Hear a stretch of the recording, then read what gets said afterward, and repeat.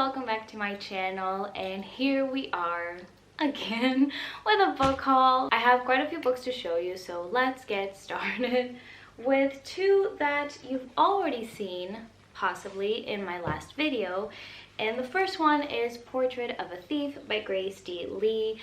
I was so excited to get this book. This is a new release and it is all about a heist. And like I mentioned in my previous video, I don't think I've ever read a heist novel apart from Six of Crows and that whole series. But real life, not fantasy, I don't think I've ever read a story like this. And I love stories like this, movies like this, I should say.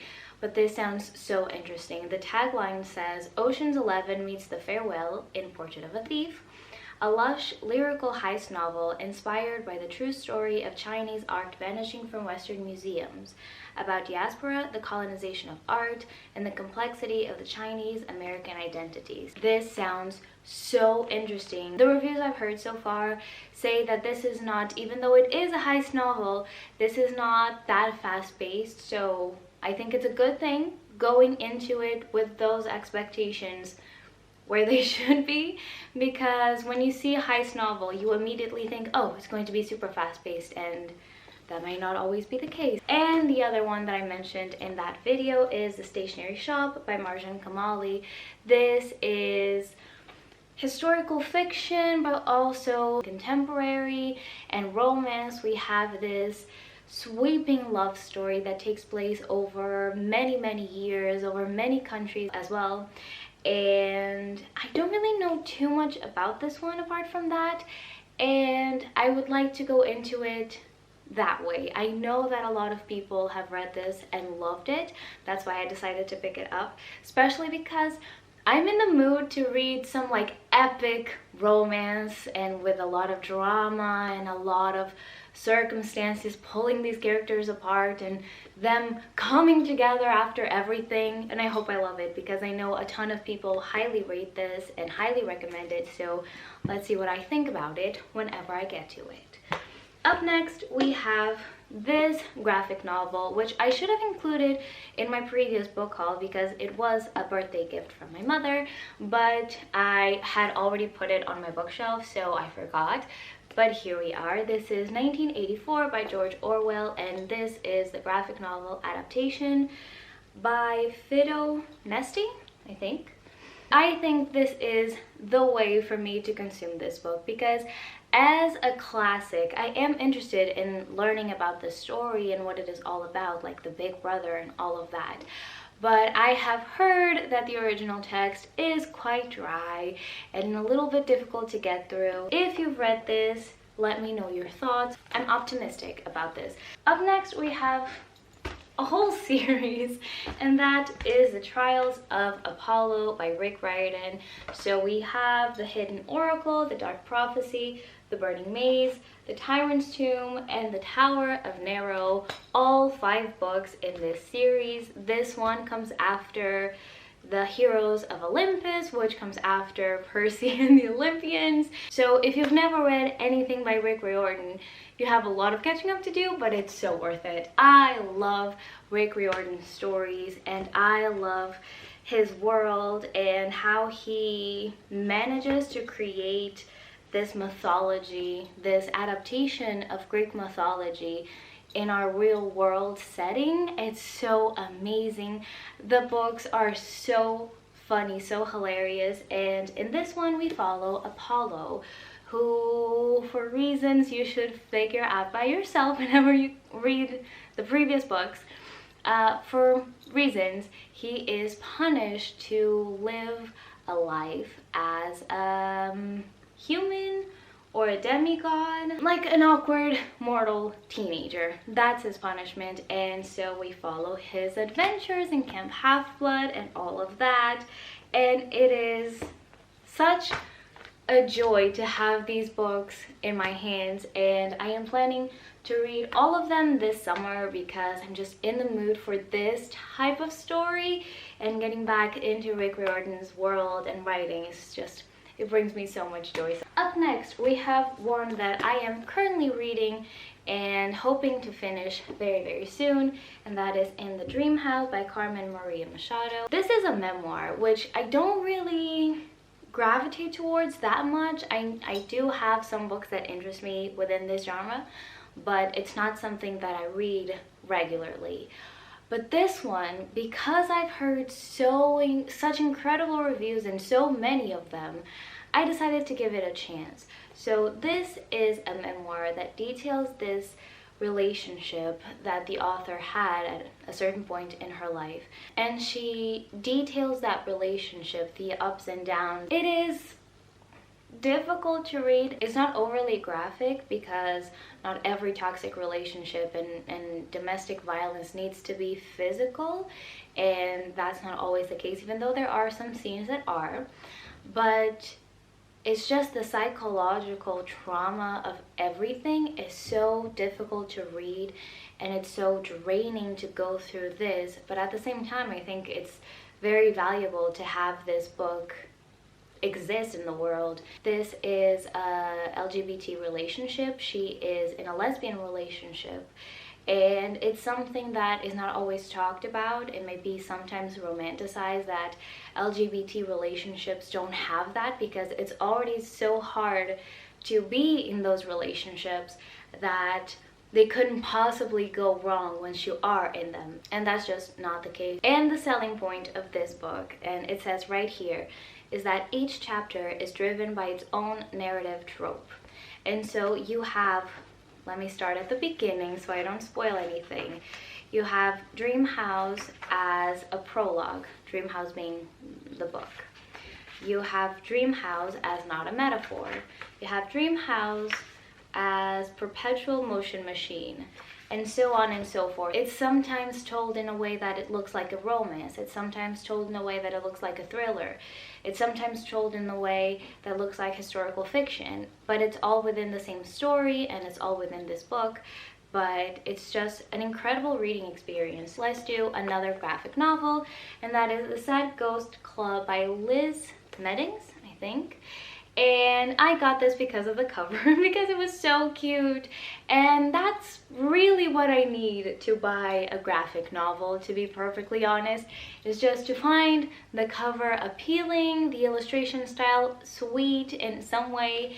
And that was the case with this one. I would say that this is more middle grade than YA or adult. Definitely not adult, but it's one of those stories that can be very universal, and it's very sweet. So here we follow this sad ghost who, it's kind of a metaphor for being depressed, finding it really hard to live your life and to go outside your house and just interact with other people, and all the possible expectations and the anxiety that comes with it. The illustration style also very, very sweet and a very quick read. Next, we have Everyone You Hate Is Going to Die by Daniel Sloss, and other comforting thoughts on family, friends, sex, love, and more things that ruin your life. If you've never heard of Daniel Sloss before, highly recommend that you check out his stand-up specials on Netflix, I think, and HBO. I love them all, but I think my favorite one is Jigsaw because of the subject matter. It'll only make sense for you to read this book if you know what he is all about, his work, and all of that,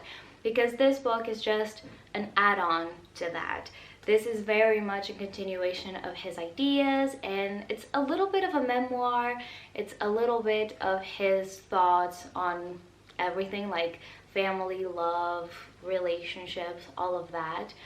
But I think it'll only make sense if you know his ideas previously. We have something that has been doing the rounds recently, and this intrigues me very, very much.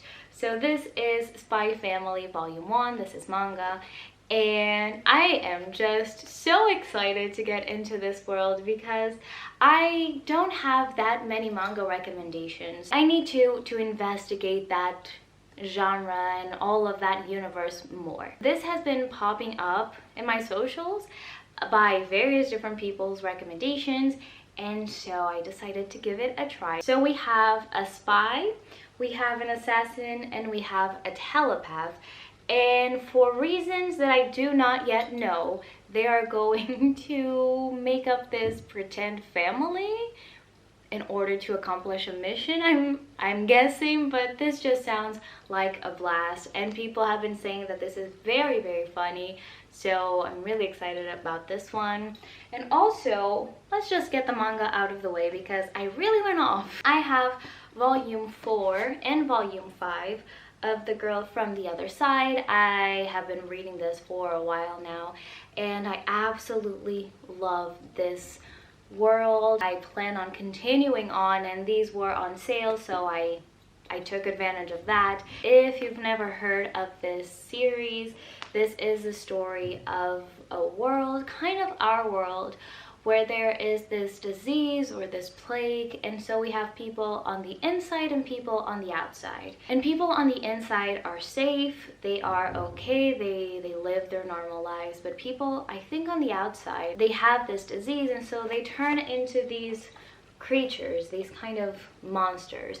And we have this little girl who for some reason was left behind, and she is being raised by this monster, who is very scared of turning her unintentionally, but is just so sweet. And finally, in terms of manga, I have Fruits Basket Volume 1, the collector's edition. I don't know if that's anything different. This is just the volume 1 that I found.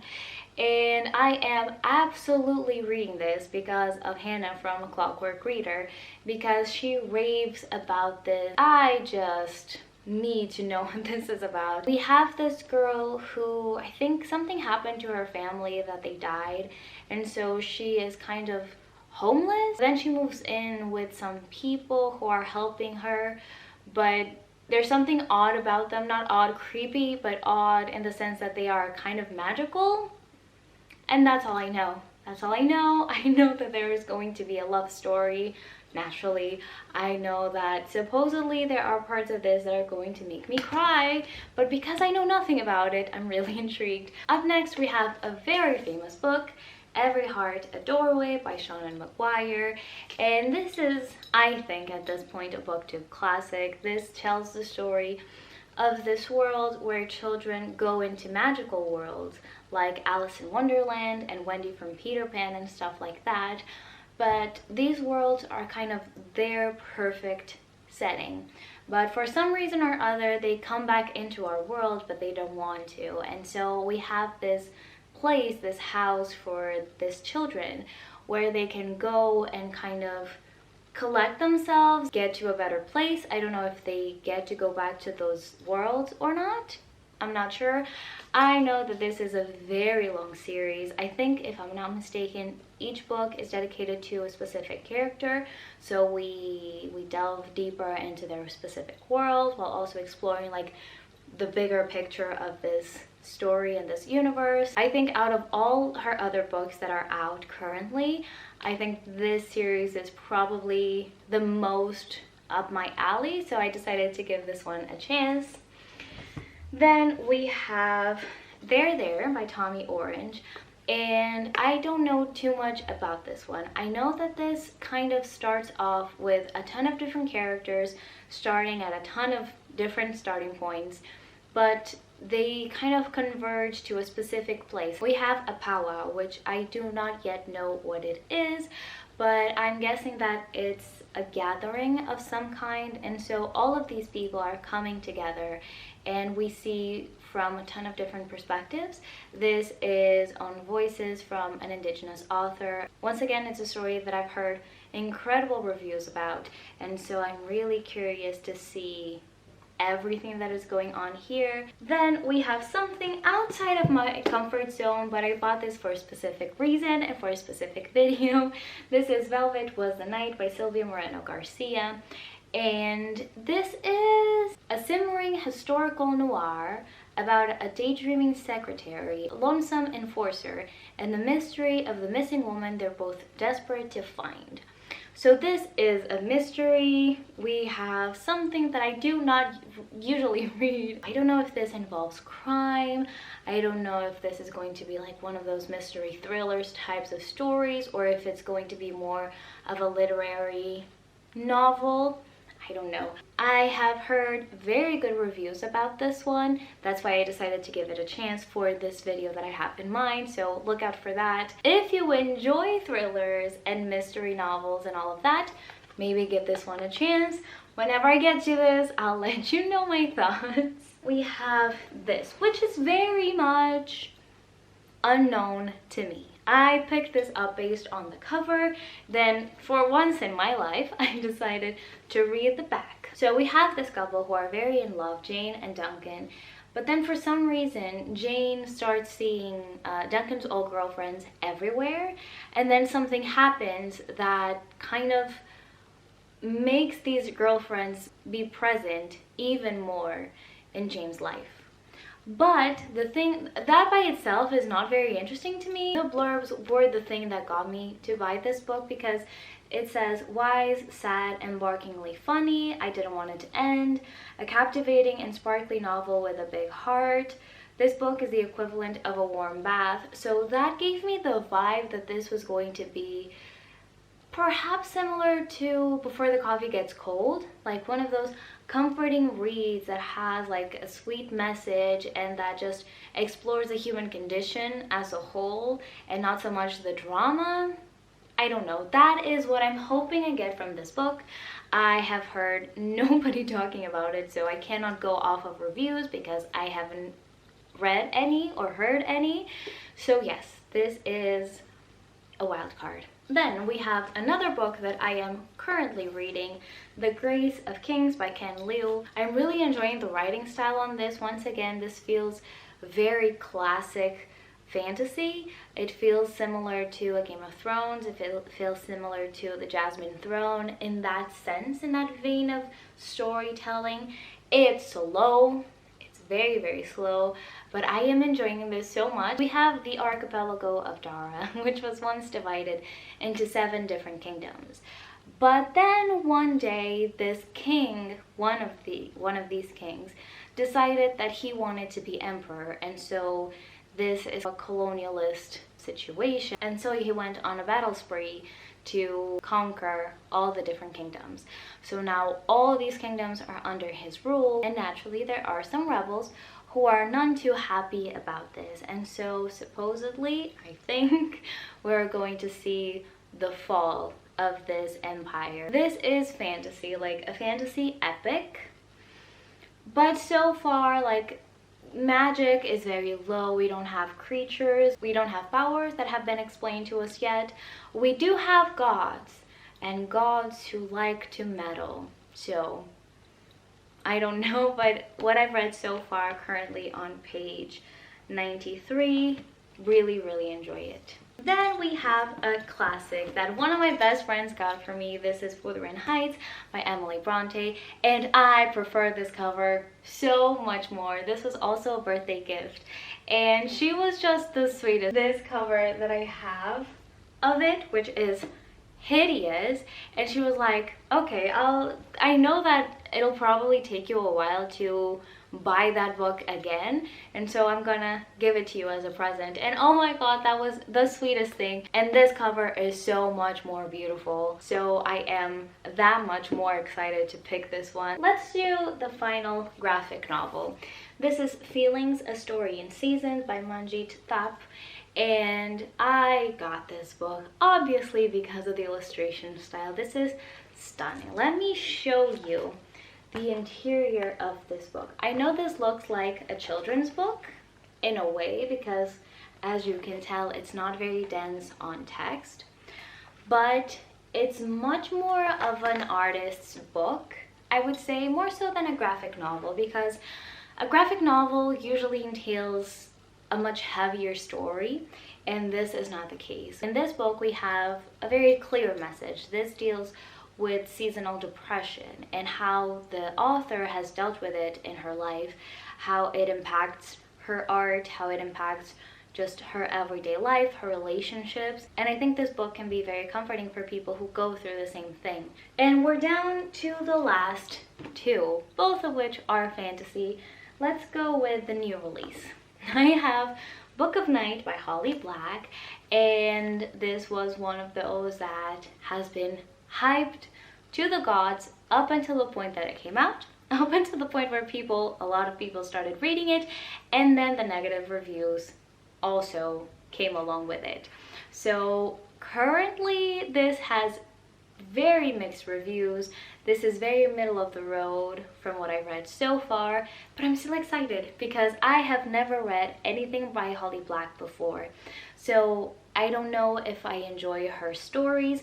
I don't know if I enjoy her writing style. This is her adult debut, if I'm not mistaken, and this is the first book in a new series. This is supposed to be very mysterious. I think from the back it says that we have magicians. I don't know if we're going to have like different creatures or not, because I know Holly Black really enjoys her fairies. So I don't know if we will see that in here or not. But I'm excited because I already know that a lot of people haven't enjoyed this.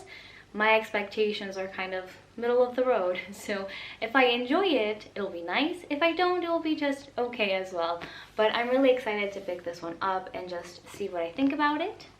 And finally, the last book of this video, we have Black Sun by Rebecca Brownhorse.